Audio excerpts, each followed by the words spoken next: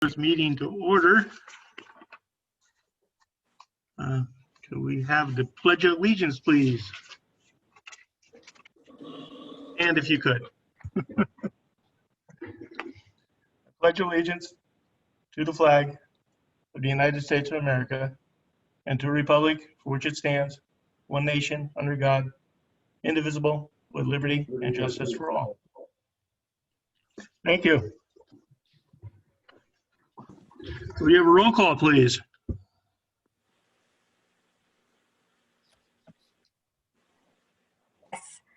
Alternate Commissioner Cox, Present. Commissioner Hoverts, Present. Commissioner Sanders, Present. Commissioner Waggy, currently absent, Vice Chair Acey, Here. and Chair Shanahan. Here. Thank you. Thank you. Do we have an agenda review, changes or deletions? No changes to the agenda, Chair. Thank you. Declaration conflicts of interest? Any? I do need to recuse myself for item number, I believe it's 2. Okay.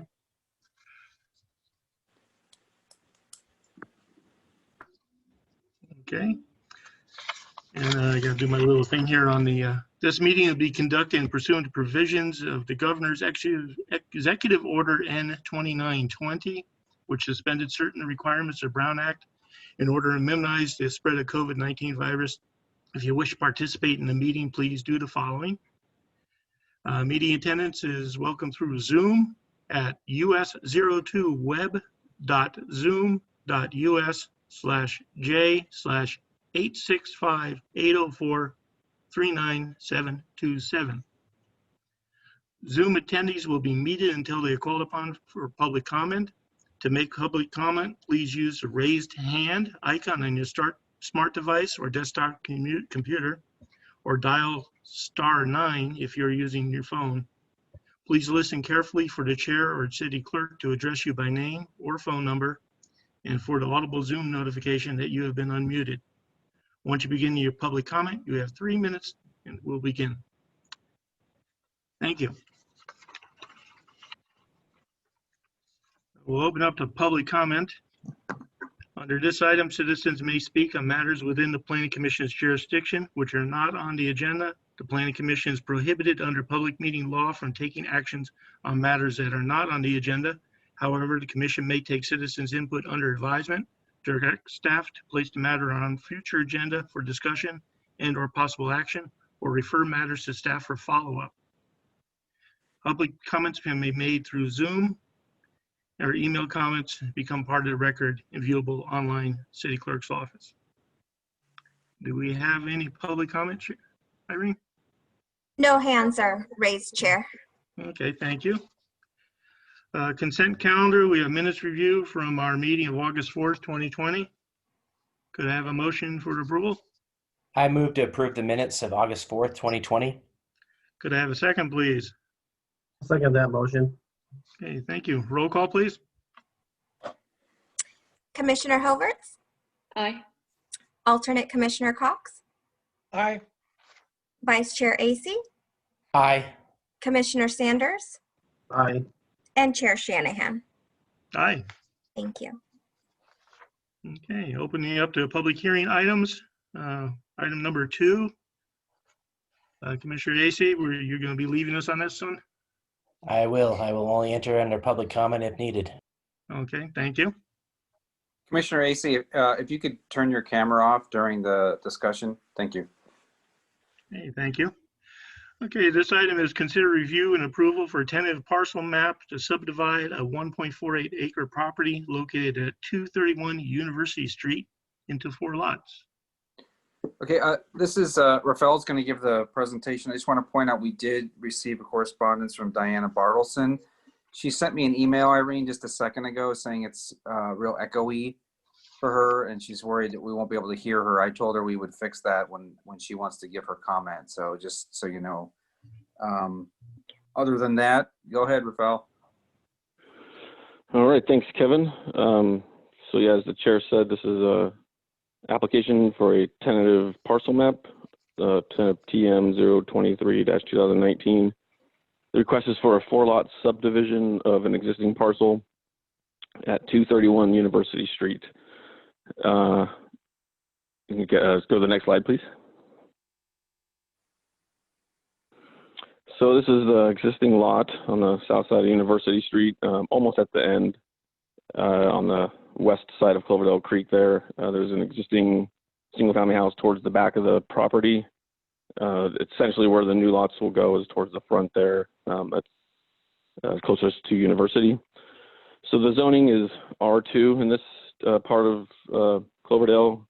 It's at the border of, I guess, the R2 and the RR, as you see on the east side of this map, where the properties tend to go up the hill towards like Vista View and up that way. So the R2 minimum lot sizes are 6,000 square feet minimum, and like I said, the proposal is for 4 lots, which fits within the parameters of the existing lot size, and it meets all the minimums for 60 feet, at least 60 feet wide, 100 feet deep. And the existing house will be preserved on what will be future lot 4 if the project is approved. And that existing house would take its new driveway off of Caledonian Court. At the end of Caledonian Court, it kind of hammers. There's a hammerhead ends in, and then a fire department turnaround kind of hammerhead. And there will be there's an existing fence there and a red curb, but there'll be a new curb cut and driveway there for that house, and then the 3 lots proposed would be on University Street. As we'll be able to see in the next slide. You can go ahead and go to the next one, please. And there's no, this is just an application for a tentative map. There's no proposed development with this. That's why you don't see plans for houses, or this is not design review yet. In your packet, this is just a request to subdivide the property. As shown here, the creek is on the east side, as I mentioned, Cloverdale Creek, and there's a 50-foot setback from the creek. So the black line that's kind of meandering through the easterly portion of the property is depicting that setback, and shows that there's a buildable portion of lot 3 still left, so that would be outside of the 50-foot setback. You can go to the next slide. It just kind of shows this next slide is just a little bit closer, so it might be a little hard to see on your computer, but this is just slightly closer, kind of showing the end of Caledonian Court and what will be the new driveway even for the existing house, and then of course the 3 lots proposed towards the front. Next slide, please. And the proposal included an arborist report, which identified there's several trees on the property. Many of them are along the easterly portion of the property along Cloverdale Creek. So then they weren't included in the arborist report.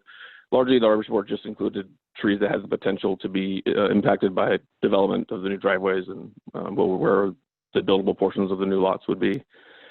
And of the 11 trees identified in the arborist report, 4 of them are requested for removal, as listed here and shown on the part of the map as well. And all of them, if they were just coming in by themselves, they wouldn't need a tree permit, except for the black walnut. The minimum size for a redwood is 48 inches. And then for a black locust, I could be wrong. I know it's 24 inches is what the minimum size requirement is to necessitate a tree permit. But I don't think black locust was included in our list of protected trees. So next slide, please. So as we just kind of saw the lot layout, the lot sizes, they're all over 6,000 square feet. The arborist report has tree protection measures listed in it, which have been included, forwarded into the conditions of approval for the project. So these are just some kind of the discussion points that the commission can consider as they're considering the project. Next slide, please. And it kind of brings us to the end of my portion of the presentation, and staff would recommend the Planning Commission adopt the attached resolution approving the tentative parcel map, and staff is here to take any questions should you have any. Also, the applicant and the applicant's representative, Kevin Doble, are both here for questions as well. Chair, just wanted to maybe acknowledge just to help- that Commissioner Waggy is present. Okay, And just to thank you. facilitate the discussion, if you want to go back to maybe one of the slides showing the tenant map, that might help facilitate the discussion. Okay, first off, do we have any questions about the report?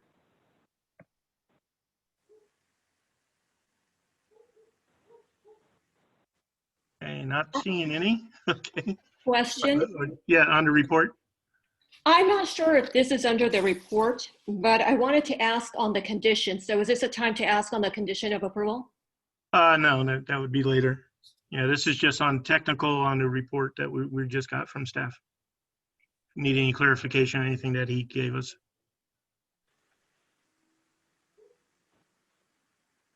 Okay, seeing none. And the applicant is on. We have Kevin. Yeah, we have both the applicant and the applicant, Kevin Doble, who is assisting the applicant.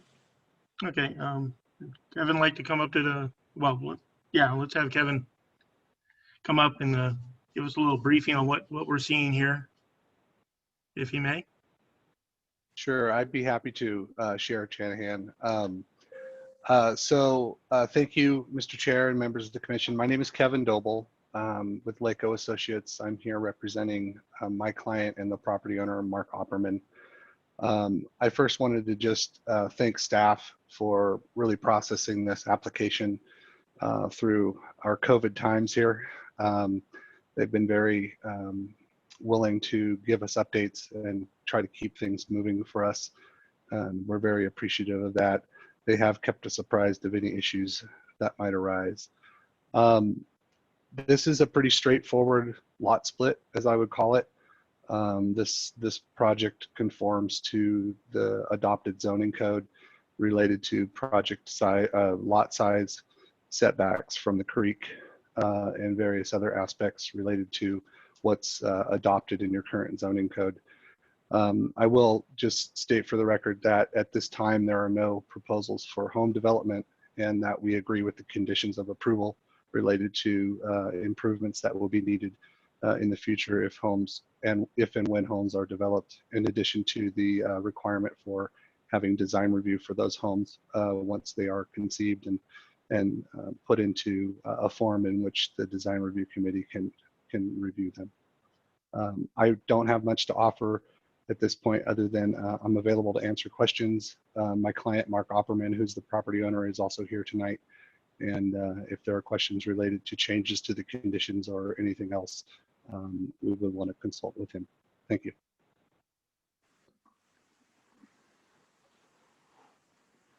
Okay, thank you. Lost everything.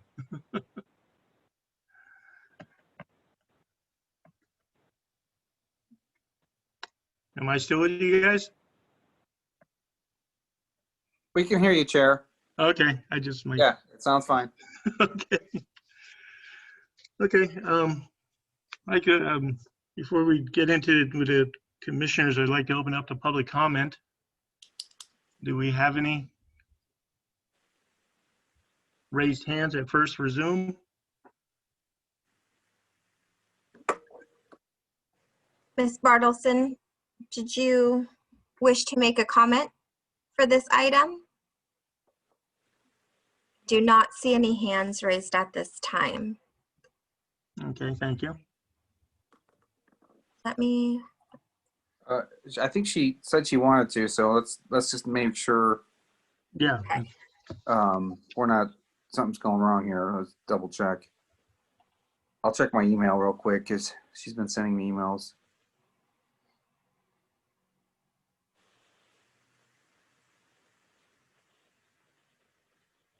I'm not exactly sure how to raise my hand on the computer either, but if someone's more sure of that than me, maybe we should just give a quick how-to on how to raise her hand. so I gave her the capability to unmute herself. I just sent her an email. She's been Okay. responding, so I'll let you know. Maybe we can move on, and if she wants to say something, Chair, maybe we can allow that a little further on, Okay. if you're okay Yeah, with that. yeah, I Yeah. am, and I know she wanted to say something, so. Yeah. Okay, so we'll bring it back to the commission on, we have our little target points that we want to look at first when we look at these things. This is pretty straightforward, as Kevin said, of a lot split. We're not really doing a lot with it. But, do we have any comments about how the lot is being split? Do we have any issues? Are we seeing anything that we would like to change or make as an additional condition? Irene, maybe you can go to those, the discussion topics slide, which I think is the one before the end. Yeah. Just another point of clarification, or another point is there's building envelopes defined on each lot. So when and if building permits come in, we will be reviewing those against what will be then the final map to make sure that the homes fit within those building envelopes, which are basically the setbacks that are contained in the zoning ordinance. I know we've had discussion about the setbacks for the creek on other projects. So that is something that could possibly change when we see the layout of the homes. I wouldn't know. I don't think so. That creek setbacks is listed in the general plan, and that's a Cloverdale Creek's. Obviously it's named after our city. It's one of the more important creeks, I guess, if you want to say that. But yeah, I don't see that setback changing at any time, and they're showing it on the map there. And it really only affects lot 3. Lot 4 is already built. Of course, if they wanted to add on to lot 4, new additions or things like that would have to stay out of that setback, but they've got room on that lot as well. I think lot 3 is over 13,000 square feet. It's a good size. Does lot Question. I have a question. Yes, Commissioner Wiegand.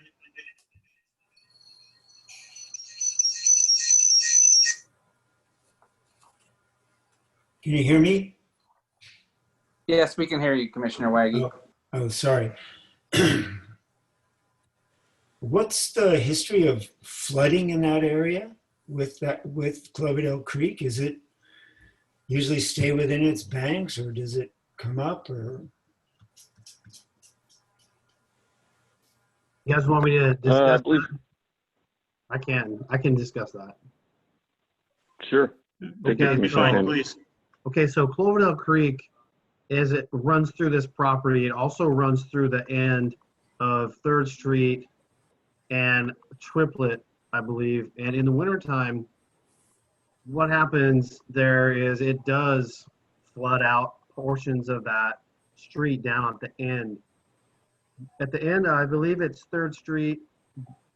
It has a barricade across the back, and there is an apartment complex there for senior citizens.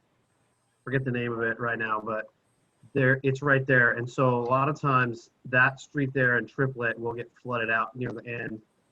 And so it is a possibility that portion of Cloverdale Creek also goes beyond its banks in the wintertime, depending on how wet the winter is.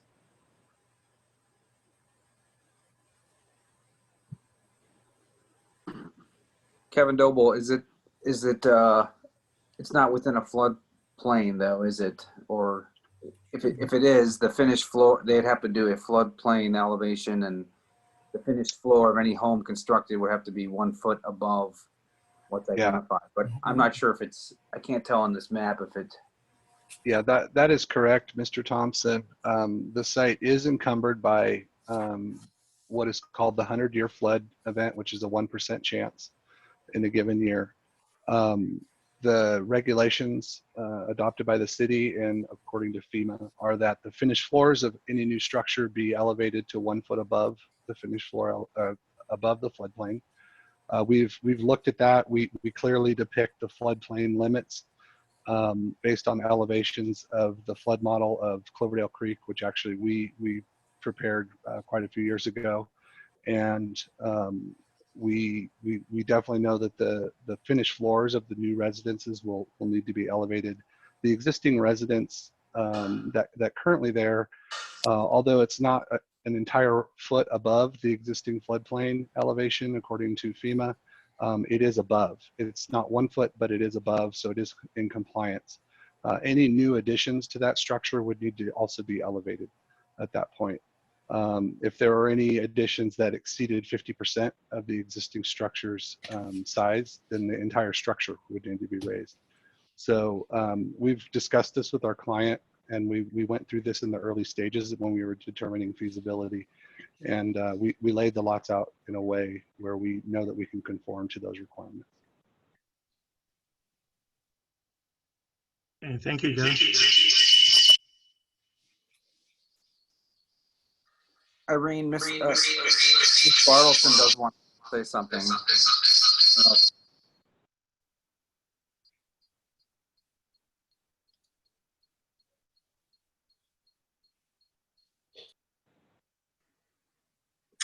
Okay. I can. Diane, I don't see her on here. Okay. Let me. I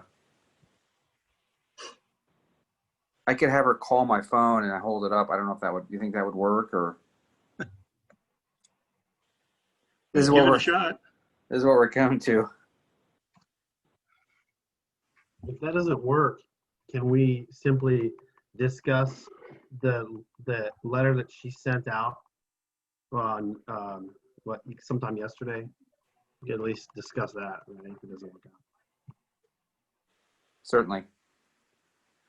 Sure, and I guess while we're waiting, I can just chime in and just give some brief answers to that letter. There's kind of 3 points raised in there, but you know, there's more than 3 points really. But just off the top of my head, I don't have it up right now. But I think she talked about the need for improvement in the water line in the street, and also about the impact of this development on the water meter at her house, at her property, and the utilities there. And from Public Works, they were able to respond and mention that these issues would be looked at the building permit, essentially. That if there is need for the water line to be upsized, it's up to the developer's engineer. And Kevin Doble, please jump in if I'm speaking incorrectly at all, but that would be looked at a little bit more at the building permit level, and that the developer would have to essentially prove that the water line is able to serve the proposed project. And if not, then that portion would have to be upgraded. And then about the condition of University, anybody who's been down there knows that it's not in the best condition right now, but she also asked if there's any plans right now to resurface that street, and the answer from Public Works was no, not at this time, and that they didn't feel that this project would necessarily necessitate the entire street being repaved. Of course, they'll be putting in their new curb and curb gutter and sidewalk, which will continue down from where it ends right now, just at the property to the west of it. Oh, there you go. Thanks, Irene. And oh yeah, and then parking. There'll be on-street parking, of course, and whenever the new lots are developed, they'll have driveways and they'll have garages, just like a typical single-family house. So, that's essentially 4 cars right there with the 2-car garage and a driveway. And then let's see what else.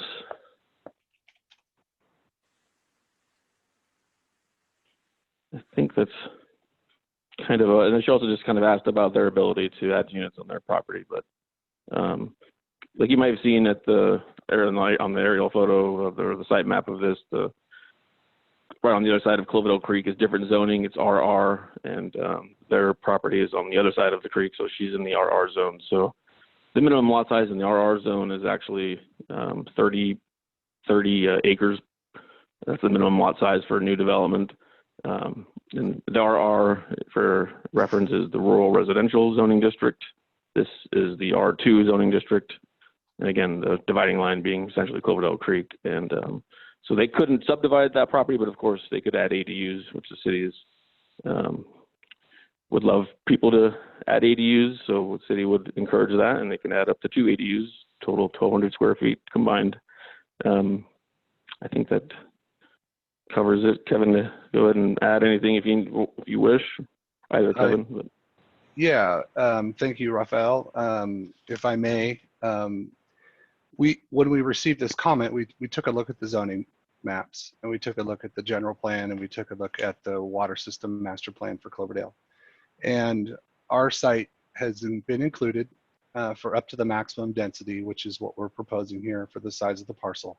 Actually, the maximum density would include 1 extra parcel, but with the creek, it takes away some acreage that you can't use for development.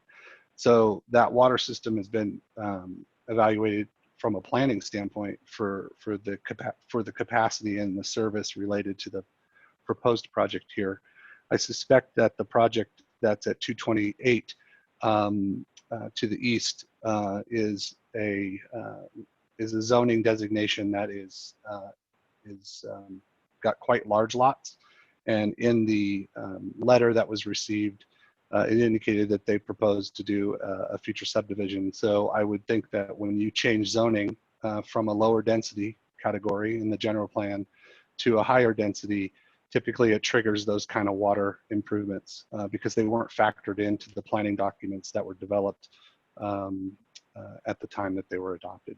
So that's initially our assessment. Our advice to the client is we're happy to, if the city asks us to bring that information forward in terms of a building permit, we feel that data is available, and we could demonstrate that to the satisfaction of the city.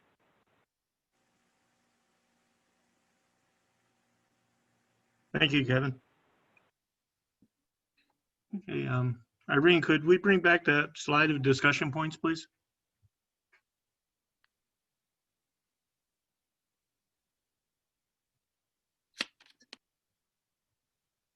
So do we have any comments on the layout, or everybody's good with the way it's laid out right now?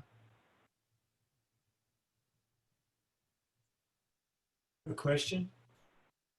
Yes, Commissioner Wagon. Given that University is a pretty narrow street and it kind of dead ends at the bridge there, how is it accessed by fire trucks and things like that? And if they have to turn around, how do they deal with that?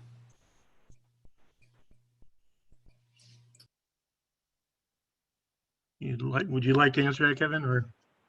Well, the project was routed to the fire department and reviewed. They must, I don't know specifically how they would turn around, but must be one of the driveways or something that's being improved there. I don't know how long is it from Cloverdale Boulevard to the end of the street there. It's probably not terribly far. I don't know, Raphael, did you have any comments from the fire department? Not regarding that one. I mean, they did chime in on the end of Caledonian Court because there's already an existing fire turnaround there. Yeah, and their comments didn't specifically address that. Like you said, I don't know specifically how they would turn around, but that's just comparatively, that's not as it's not as narrow of a street as like Caledonian Court might be. That's definitely why Caledonian Court was developed with its fire turnaround. I'm guessing that they don't have a huge issue getting down that street, or else they would have required something maybe on one of these lots or something. Yeah. I think there's room to get a fire truck turned around in there. I actually drove down there today. It is a narrow street, but it's only about 600 feet long. So it's not outside the realm of possibility of backing out of there. Yeah. But there are other driveways, and I believe that they're going to try and tie into Caledonian Court, right, Raphael? So they could make that loop from University over and back down Caledonian to Cloverdale Boulevard. I don't think that they're necessarily trying to do that. That's not the plan. The existing driveway that the house takes its access off of University is essentially going to be abandoned, and those new lots, if proposed, would have their new driveways on University, and Lot 4 would just take its access off of Caledonian. If I may, Mr. Thompson and Mr. Chair.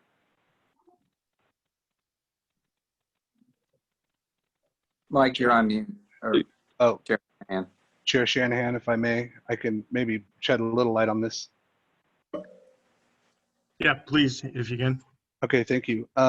So University Street, you're correct. It is a dead end, and there is parking on both sides, but it is a city standard street for this type of neighborhood. The turnaround space would be at any one of the driveways on this property or on any of the other driveways, basically. It's typically not incumbent on a developer who's not improving a new public street that circulates into the property, given the distances off of the public right-of-way, to construct turnarounds. We think that there's more than ample access for fire truck turnaround on Lot 3 because it is an extended driveway. If you look at Lot 3, and I'm happy to bring up the map and note it on the map for you, but Lot 3 is quite a distance from the building envelope to the driveway. So there is room actually there to turn around rather than a standard driveway. It's a 30-foot wide, 30-plus foot wide street with parking on each side, so it doesn't meet current city standards. So there was no condition to widen that street anymore, nor was there one to provide a turnaround after review of the fire department. So we feel like we satisfied those fire safety concerns by the review of the fire department and the fact that we have an opportunity on Lot 3 to actually have the driveway be used, which of course is if an engine comes down there, they're gonna use whatever they can to turn around, and it's not like there'll be a car parked right in that immediate 20 feet of the street. Thank you, Kevin. Yes, you bet. Does that help you, Commissioner Weggie? Yeah, thank you. Okay. We have any other points on layout?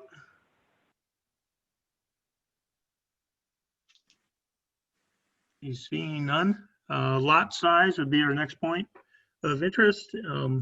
Very generous sized lots, I think. I don't know if there's any much to discuss there. You guys have anything you'd like to discuss about that? I just have one brief comment regarding lot size. It's actually nice to see a project that is proposing lot size of that large. We see so many small lots these days. It's actually refreshing to see lots over 2,500 square feet. And so.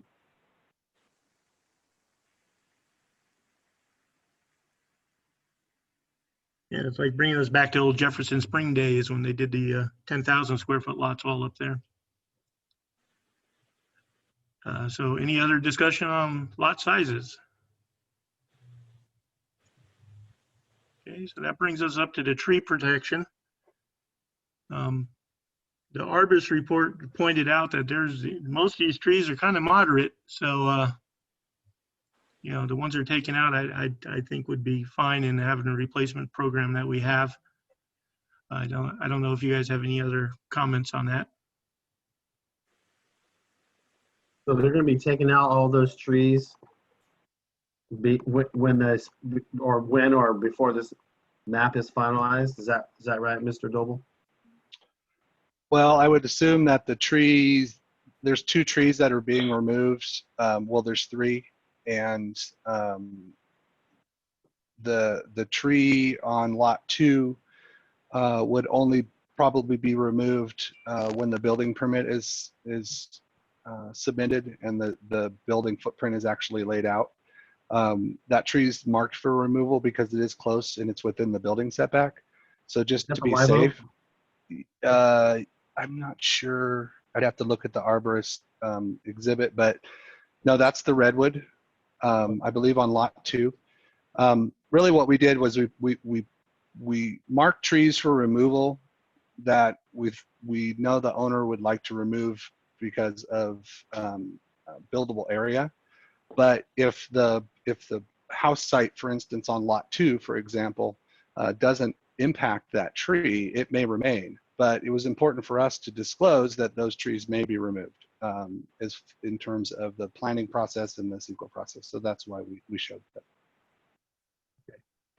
Okay. The tree removal on lot 3, it's just really close to the driveway. There's just not a lot of room there to squeeze in the driveway. We're not sure it will survive, and talking to the arborist. So that is another tree that is scheduled to be removed. Lot 3. The one by the driveway on University.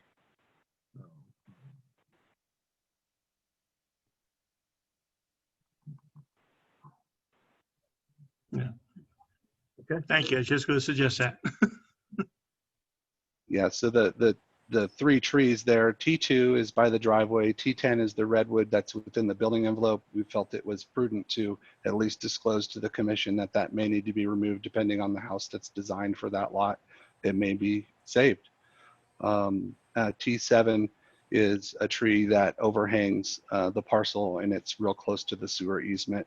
The new sewer alignment runs through there. We're not confident that that tree would survive when we dig that sewer trench for the sewer main. So we just wanted to be upfront about potential for tree removal.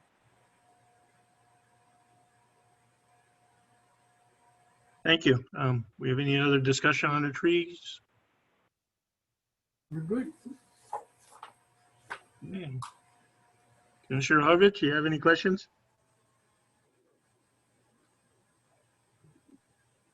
I have questions on the conditions of approval. So is this the right time? We'll bring those up when we're done with this part. Yeah, I'm good. Okay, thank you. So that brings us to building areas. Again, we got generous lots. I don't see anything going there. Do you guys have anything you want to discuss about that?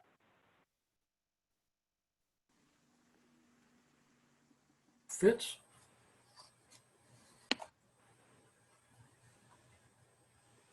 Okay, seeing shaking heads and all that. Okay, so now we can bring it farther in. We do have conditions of approval here. And Commissioner Harvich, you wanted to bring one of them up? Yes, I had a question on the conditions of approval. It says that the tentative parcel map becomes void after 2 years. If an unforeseen event happened, we don't know what could happen, but if one did happen and 2 years comes and there's no development, can they sell the parcels? They could sell, they could renew the map. Yeah. Come back to us for just an extension. We've been pretty lenient on those over my tenure here. We usually get a little questionable at the 4th or 5th one, but usually the second one is a pass unless something really happens. So that would give them a 4-year window. 4-year window, okay. Because the reason I was asking was addressing the cumulative impacts of the project.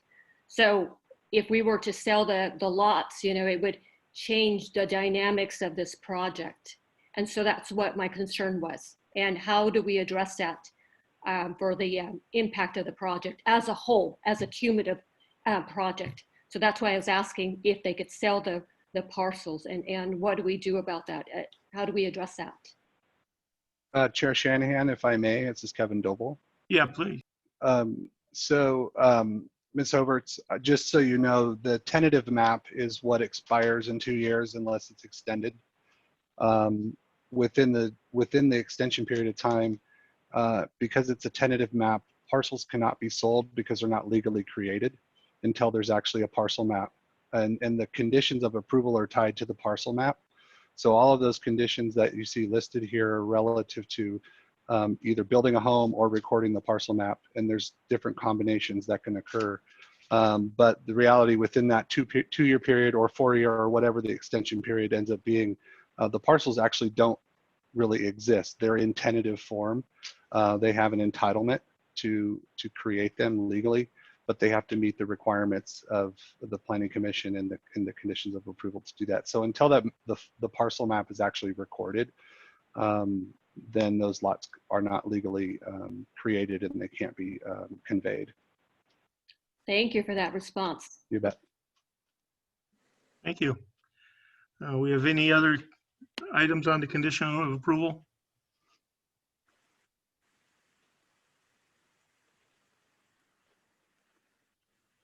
Okay, before we call for the question, we have anything else that we want to discuss about this? Kevin, did we ever hear from the, No, Irene, I don't know if she's, I offered to have her call. I don't know if that was the right decision. I was going to put her on the speaker, but she had not taken me up on that. No, Chair, it looks like she had a couple lines on there and then just ended up leaving altogether once we got to this item. okay. Okay, so I'd like to call for, yes, Kevin? Or, I just have one thing on the lady's concern that she had with the overflow of the vehicles, because I did drive by there too, and I did see several vehicles. And for, I guess there's the bridge, there's the blockage or cars that come and block her access. Can she put signs herself, or can the city put a sign there? I didn't know if that would help her on that issue.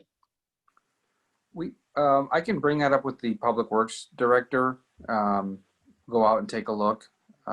We may have to bring that to the Public Works Subcommittee, depending on what type of, if she's interested in that. I can reach out to her and suggest that, but I would have to confer with the Public Works Director and possibly take that to Public Works Subcommittee. But yeah, it's a possibility. I have to see if that's something that she would be interested in as well. Yeah, to help her out. Yeah. You're talking about no parking signs? Something Or- where her, yeah, for the driveway, just as signs, because if a vehicle's blocking the access to her bridge, what can she do? Can she put a sign herself, or can the city put a sign? I don't know, but that was just a suggestion to help out with that issue that she has, her concern that she has. Are there sidewalks and curbs there? Kevin, do you know? I don't recall if they go that far down or not.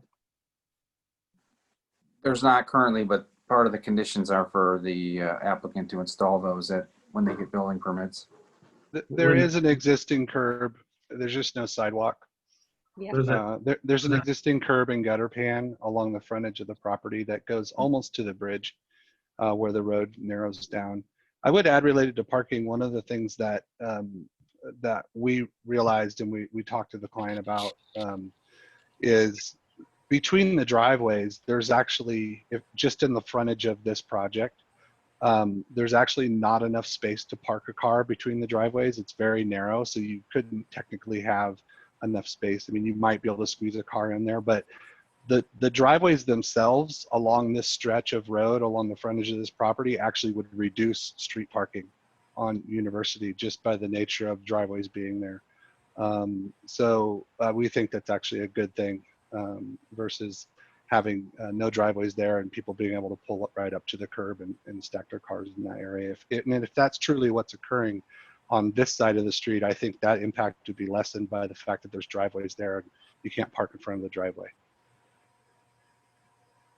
thank you. So any other discussion before we call for the resolution? Okay, seeing none, could I have somebody make a resolution?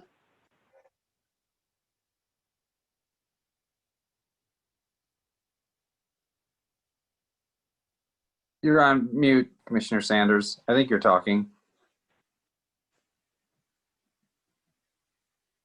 I'm trying to find the resolution in here so I can read it off to you guys.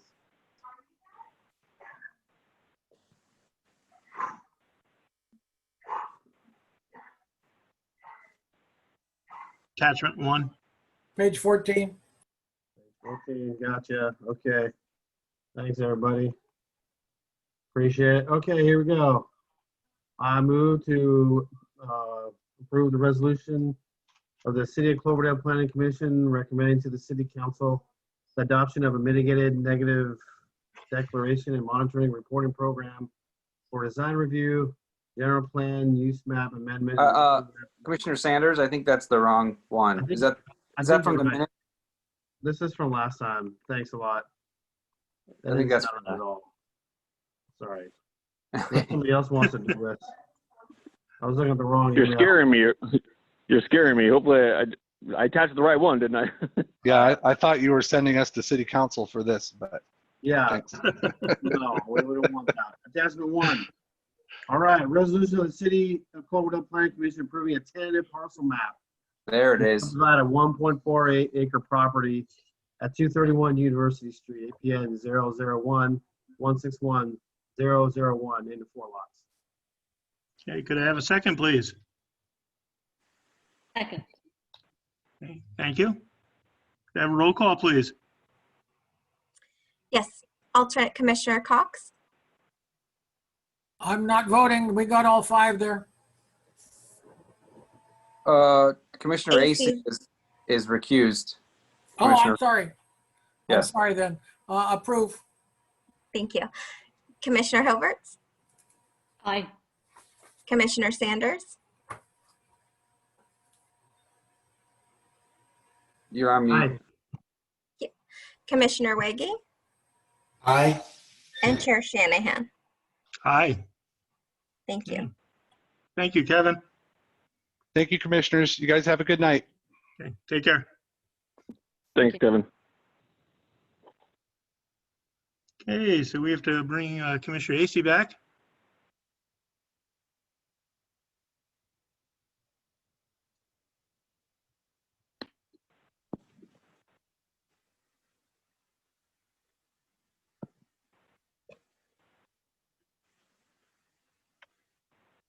I'm here, so you can proceed.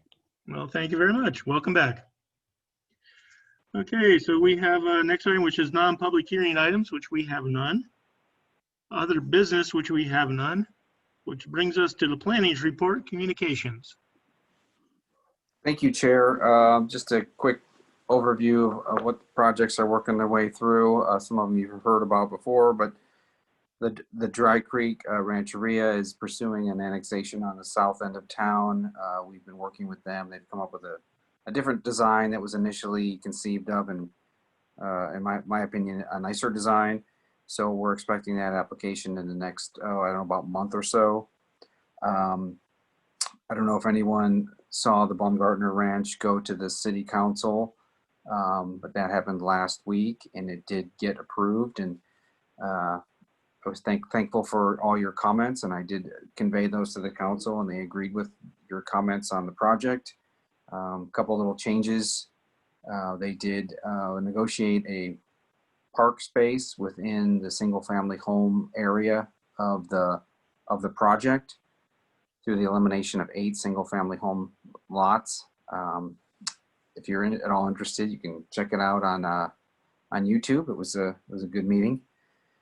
Again, thank you for all your hard work on that project. I think it gave the council a lot of confidence in the design and the layout, and they didn't have a lot of discussion because they knew you had already gone through it quite thoroughly.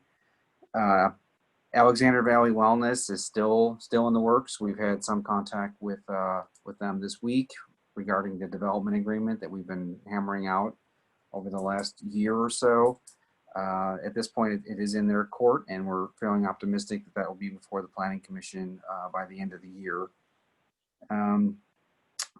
Just a side note, we did a little memo today for public consumption regarding a project at Healdsburg Avenue and South Cloverdale Boulevard. We're going to be doing some pedestrian improvements there.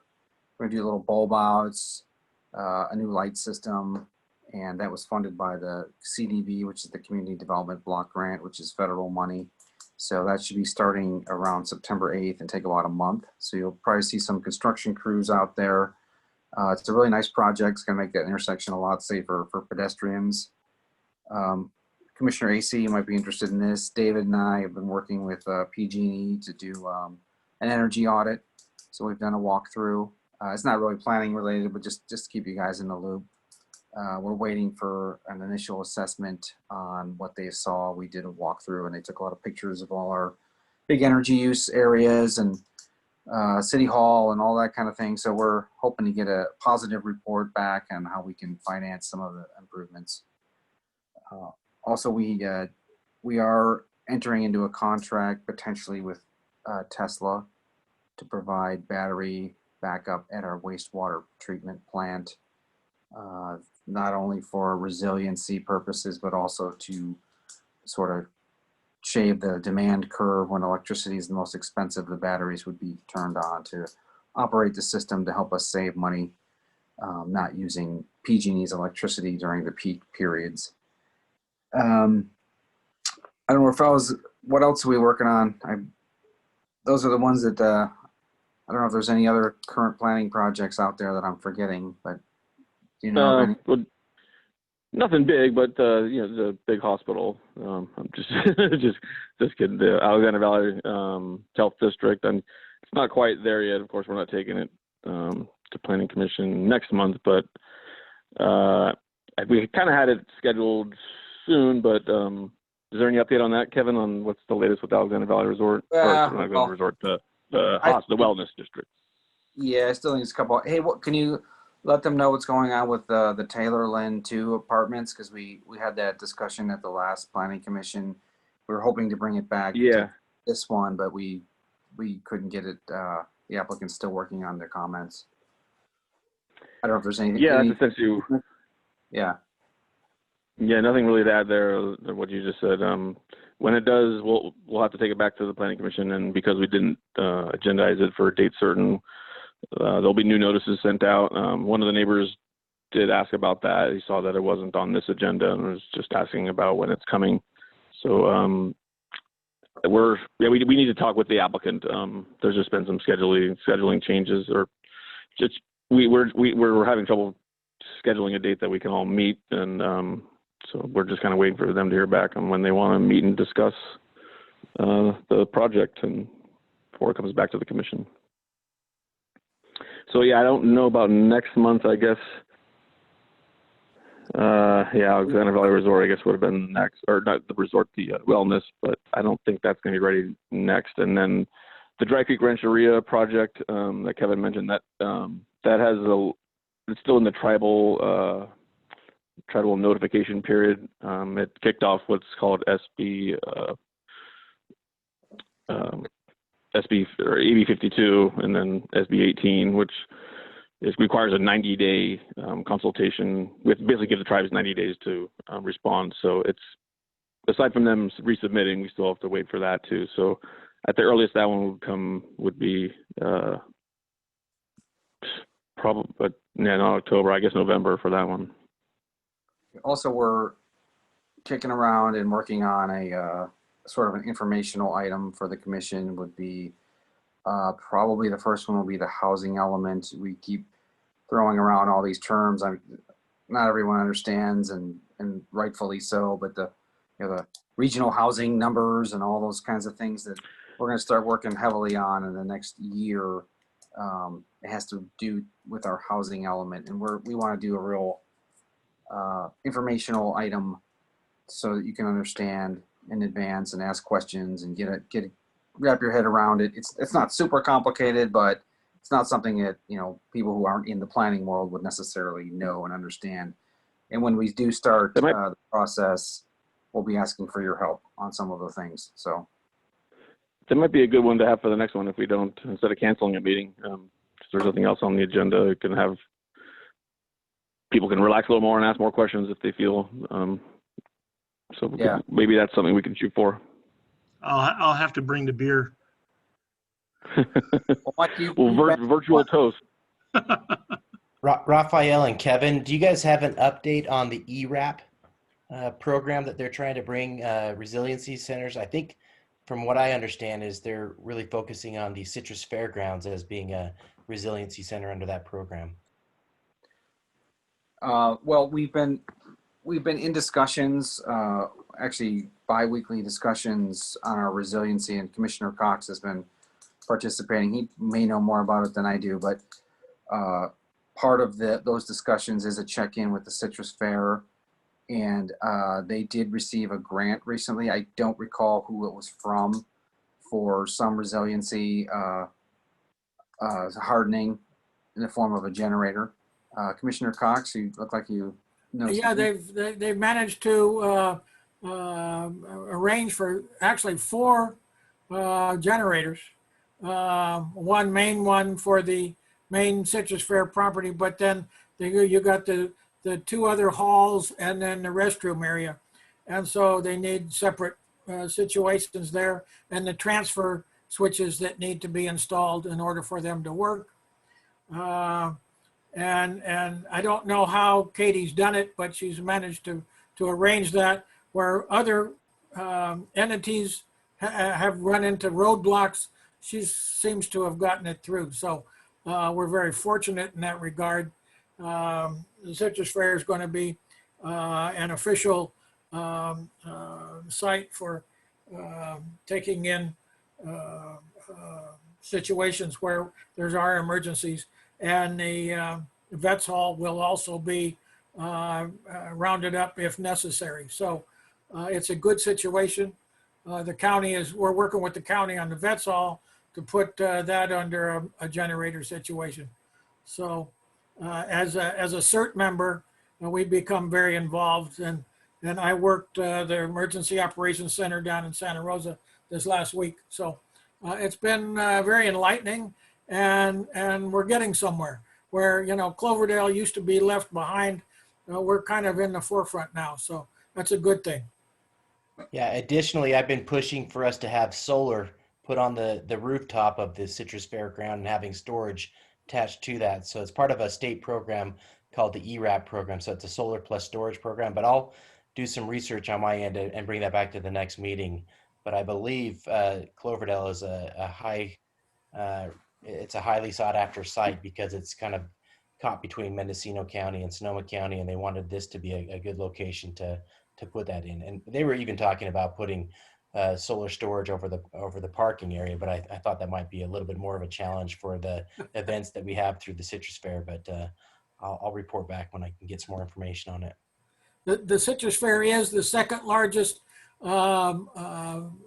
facility next to the county fairgrounds. So that's why they're really looking at it. And because it is remote, gets people away from some sort of parts of the action. So it's very important that Cloverdale be part of that. Agree. That's all I have for my report. Okay, I just had one question on Alexander Valley. Have they gone through with the purchase of the property now? It's all done? Or they're No, still it is not. We're still under contract for them to purchase it. We've been working on this development agreement. So there's a couple agreements. We do have a purchase and sale contract that is active. It's being renewed as we speak. But no, the transaction has not occurred. That's going to occur later on when the project is further along. But I know I might sound like a broken record, but we really are making some progress on that project. It's a complicated one. There's a lot of different entities with the Citrus Fair and the school and us and the wellness center, all kind of players in that area. So yeah, we're optimistic. We think we've broken through a little bit, and hopefully again we'll be before the Planning Commission for a recommendation to the council. We'll be looking at design, layout, land use type items. okay, thank you. We have any direction to staff from the commission? I have a question. If there's any conferences or any classes that we can take right now that we're doing Zoom, we can avoid lodging and traveling fees. So if there is anything, can you share that with us? Definitely. There's the 2 that I know of is the Sonoma State one. I think that's in February. Rafael might know more than I. And then the other one, I think. And then the other one is the League of Cities, but I'm not sure. We'll keep an eye out. Commissioner Cox might. What's that? Commissioner Cox might know when the League of Cities one is. pardon me. Generally, that's in late February. I've done that Okay. twice, but that's been a long time ago. So, yeah. Yeah, those are the two that come to mind, and we'll keep our eyes out. Thank you. And that's a good one to go to too. It's a long day, but it's a good day. It's 3 days. Won't be so long when you're doing it over Zoom. Yes. Okay, so any other direction to staff? If not, thank you for making it tonight. And yeah, this was fun. So we'll call this meeting and see you at the next one. Thank you. Take Stay care. safe. Hey, everybody. Bye. Yeah.